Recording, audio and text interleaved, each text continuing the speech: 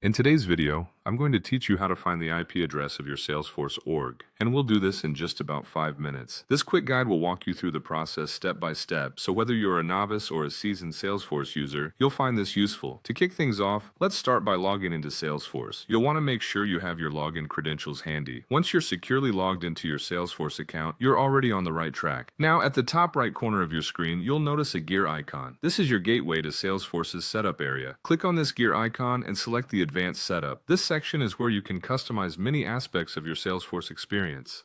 As you find yourself in the Setup menu, a handy tool called Quick Find is at your disposal. This is essentially Salesforce's internal search bar in the Setup area, making it easy to swiftly navigate to the options you need without having to manually scroll through a potentially overwhelming amount of settings. In the Quick Find search box, you'll want to type in Login History. It's straightforward. Just enter those two words.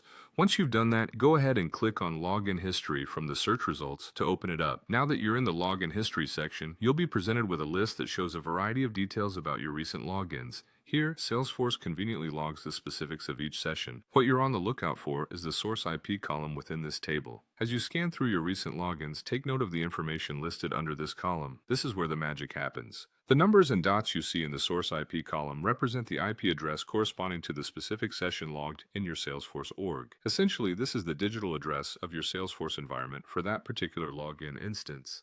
Being aware of this information can be crucial for various reasons, such as security, troubleshooting, or just keeping track of the different logins to your Salesforce account.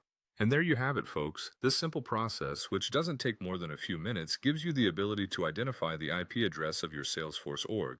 It's always helpful to know where to find such information quickly, especially if you need to verify connections or resolve any issues that arise. Give these steps a try the next time you log in, and you'll see just how quickly you can access information about your Salesforce environment. Thanks for watching, and we hope this guide has made finding your Salesforce org IP address a breeze.